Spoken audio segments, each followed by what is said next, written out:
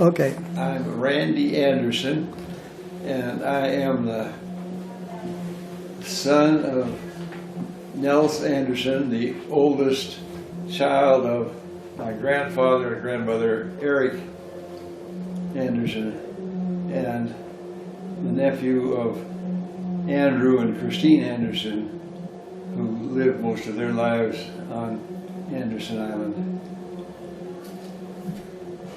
And my father left the island rather early. He went off to the University of Washington State at Pullman and was there for a short while with desires of being an engineer. On the island he had played with machinery. He was whistle punk. He was the one that stoked and ran the donkey steam engine that hauled logs out of the woods. But his higher education career came to a halt rather early on, and he went to Tacoma and became a machinist apprentice. And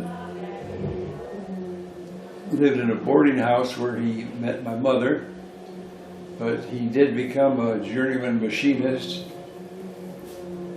right at the early years of the First World War, and he found that he could enlist in the Navy and use his mechanical abilities, and so he was an aviation machinist mate in Florida and in France in the First World War.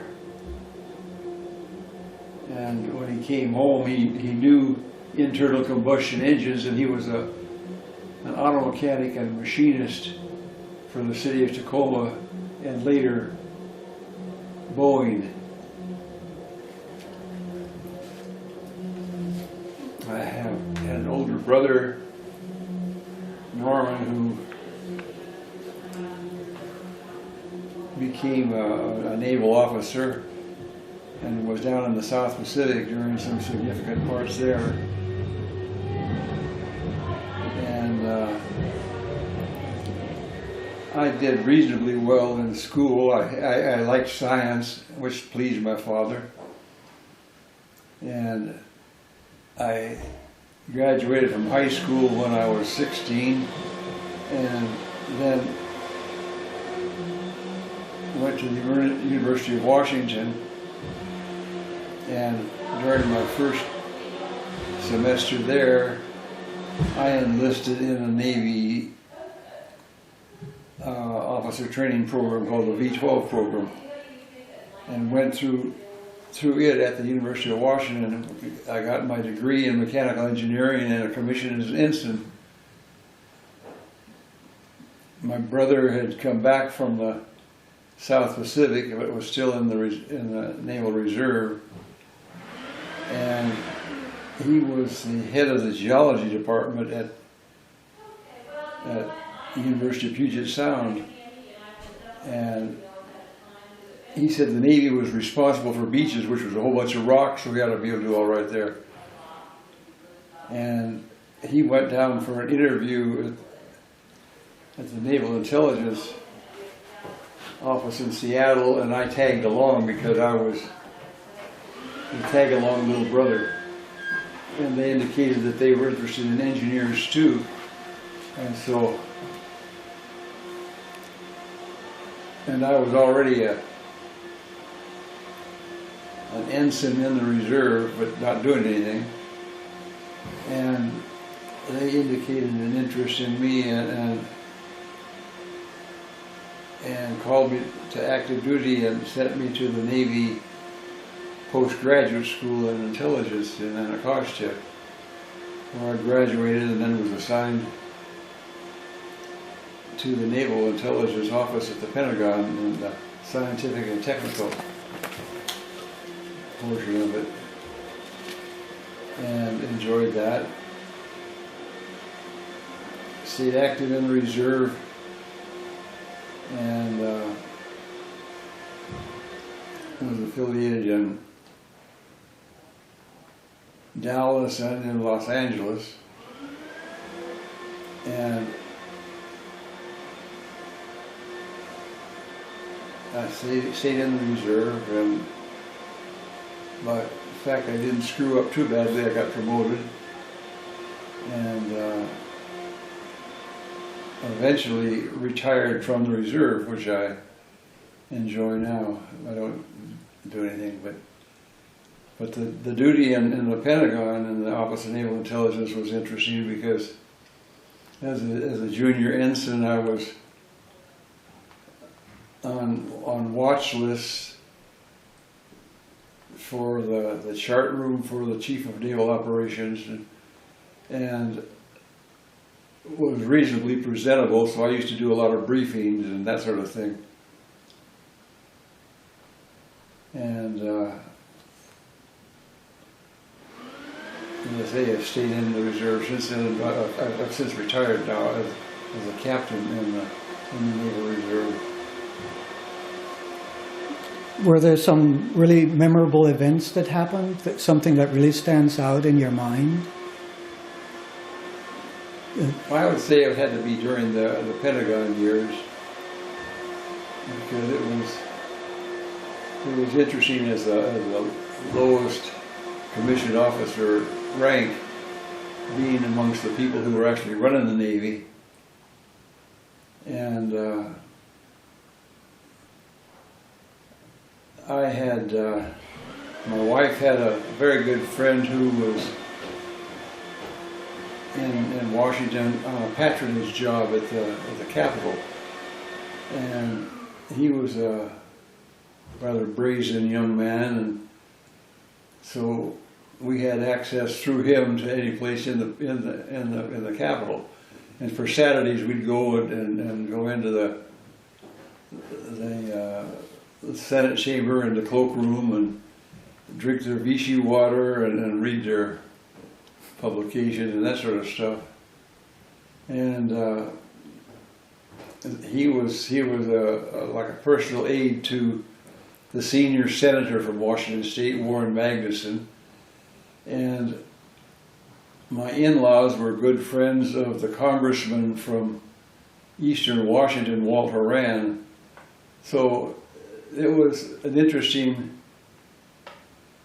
life to be where everything happened, and also live a few years in Washington in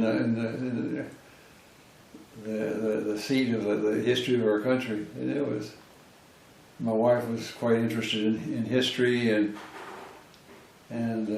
we had a lovely, interesting life there.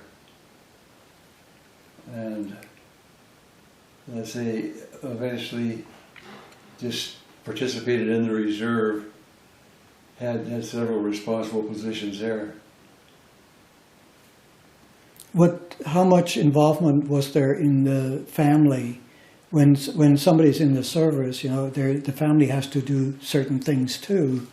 So there's my wife was quite sociable, and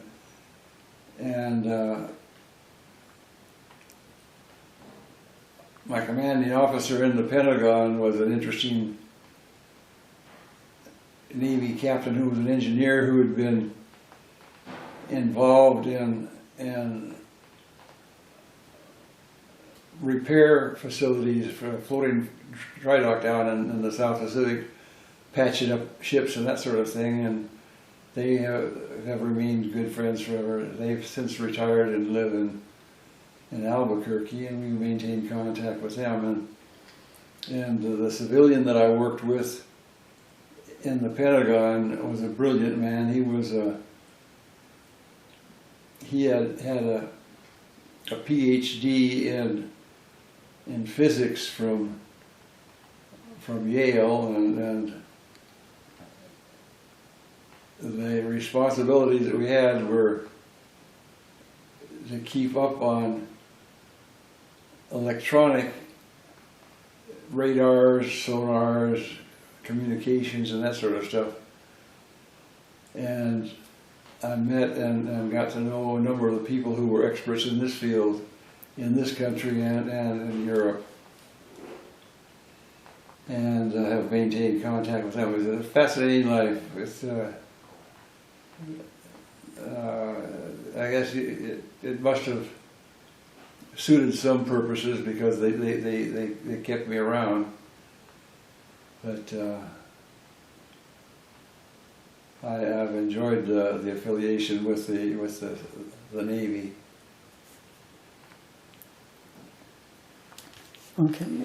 We also have when we had the Veterans Dinner at the Veterans Appreciation Dinner at the Riviera, November 11, we took that group picture of World War II vets. Oh. And here's one for you. Oh, fine. Well, thank you kindly. And you're making up the bookend here. Yeah, so great. Just Well, that was and all the names are on there. oh, so that's lovely pictures. Thank you for it. See who it is. Well, it was an interesting time. I was never in any jeopardy particularly, and got to know different parts of the American industrial complex that was doing the support things so far as equipment and techniques on snooping. And it's been a great life, but I have to smile, in fact snicker a little bit when I think of my war history. The fun thing of the Pentagon thing was that I was reasonably presentable and had a little bit of a technique for the bullshit, so I was the sort of a point man for briefings and got to brief and meet a number of very interesting people and see parts of the function of our government that not everybody sees. What were some of the top people that you were able to meet? Do you remember? Well, again, the chief of naval operations was he's a 4-star admiral, and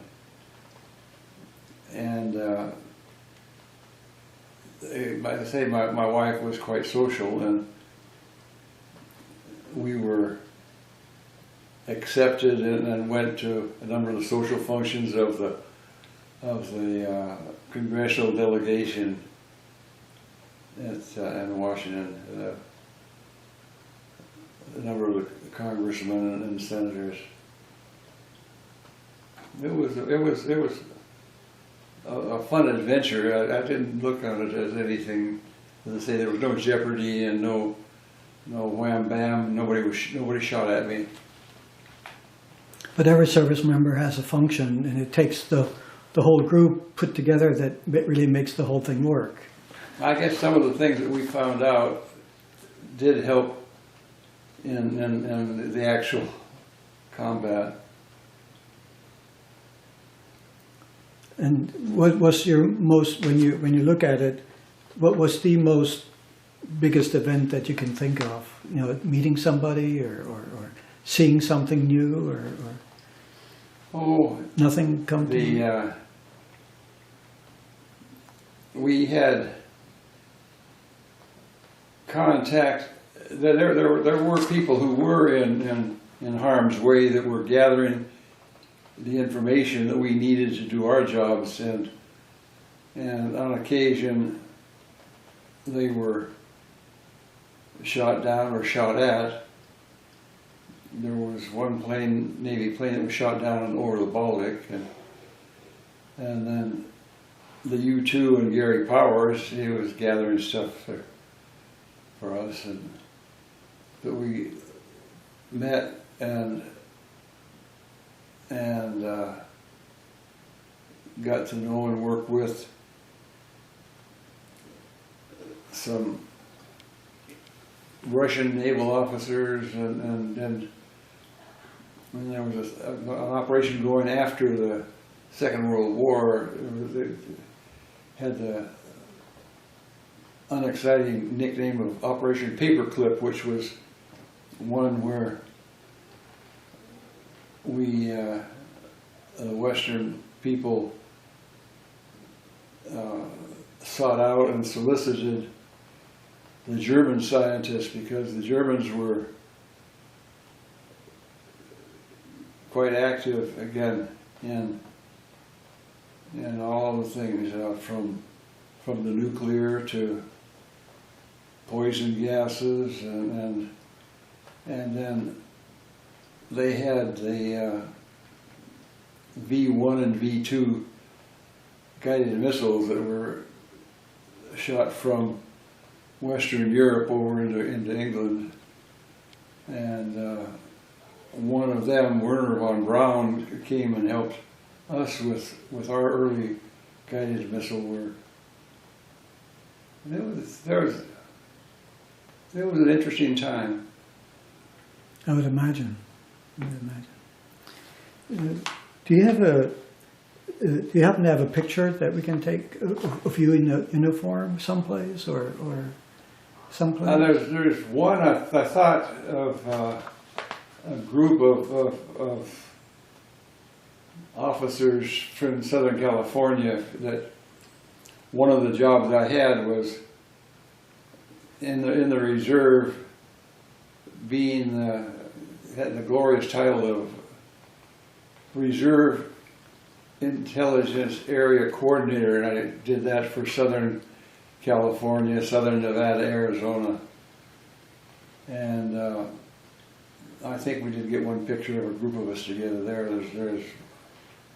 But terribly unexciting, but important for the job. There were interesting people in this reserve unit. One was the president of Aerojet. I worked with him. Another was like a sort of ran the investigative services for the Internal Revenue, and that's very important. And several heat lawyers. Good. And then some of them were social animals themselves, and so there was a bit of imbibing and telling tales and that sort of thing. So part of it was enjoyable. Oh yes. Well, the unique talents of some of the people that I associated with, I thought were great. Including yours. Well, mine was... Everybody contributed. You contributed quite a bit, Randy, otherwise you wouldn't have made it up to captain. So you must have... Well, as I say, there had to be somebody there protecting me, looking after me, because it wasn't anything spectacular on my part. It was just doing the job. And that's what most veterans say. I was just doing my job. The guy that gets the Congressional Medal of Honor, he said, I was just doing my job. Yeah. But there were some interesting places. I had training duty in Hawaii a number of times, which was pleasant. And but no ships. Pardon? When you went to Hawaii, did you go on a ship or fly? I would fly. You fly. Occasionally would go on training duty on an aircraft carrier. There's quite an intelligence organization on an aircraft carrier to support the launching of strikes and getting their pilots back and that sort of thing. You would think they would have to know where to go when they go out. Mm-hmm. It was a great life. Yeah. And well, I want to thank you for sharing this with us. So we'll document this, and we'll keep one copy at the Historical Society, wow. and one copy at the American Legion, so they can see what Randy Anderson, one of the Happy to do it. ancient Anderson Island members, you know, from your family? Well, it was interesting. My father was a veteran of the First World War, and he was quite active in both the American Legion and the Veterans of Foreign Wars. And my brother and I were active in the Sons of the American Legion, which was just a play organization. Mm-hmm. But I played in the drum and bugle corps and that sort of thing, and my brother did things also. Well, thank you. Happy to do it.